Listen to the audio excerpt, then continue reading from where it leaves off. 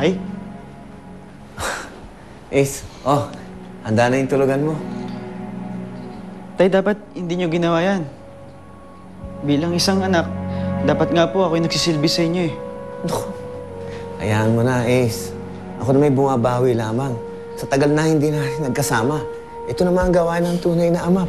Para sa kanya anak, dapat nung maliit ka pa, ginagawa ko na to eh. Tay, salamat ah. Ako nga dapat magpasalamat eh. Nabigyan online ng pagkakataon, maging isang ama sa'yo. Alam mo, kung hindi lang sana ako mahirap nun eh, siguro, mas patagal pa ang panahon na magkasama tayo. Si Mama lang naman yung may kasalanan kung bakit tayo nagkalayo, Tay. Alam mo, sobra lang talagang pagmamahal ng nanay mo sa'yo. At gusto niyang ibigay sa'yo lahat ng mga pangarap niya para sa'yo.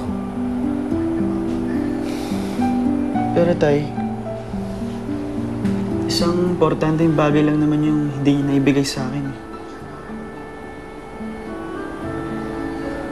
Yung pagmamahal ng isang ina. Anak, malamang dahil lamang siya rin ang kailangan tumayo bilang ama sa'yo. Kaya nangyari yun. Pero tapos na lahat yan. Hayaan mo na. May bago tayong pagkakataon.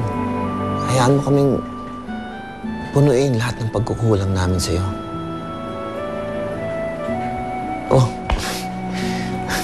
Mabuti pa, magbihis ka na sa iyong pantulog. Palit ka na. Thank you ah. Pahinga ka na. Salamat po.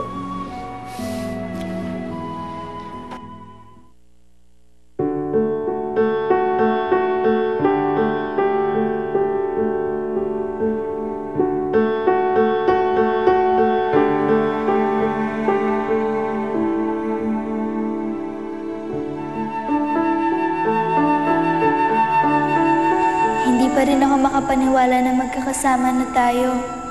Nabuo na tayo ulit. Alam ko, ito na ang simula ng mas magandang buhay na magkakasama tayo. Na hindi na tayo kailanman magkakahiwa-hiwalay pa. Sama-sama nating tatalunin si Esmeralda. Tatapusin na natin ang kasamaan niya.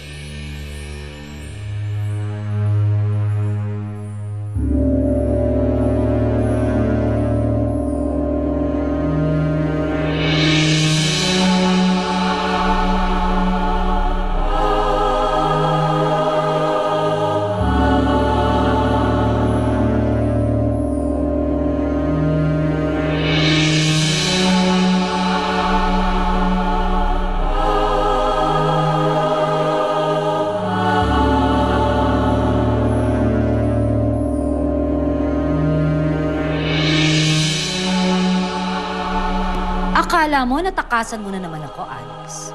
Pwes, naisahan kita. Tingnan ko lang kung malusutan mo ito.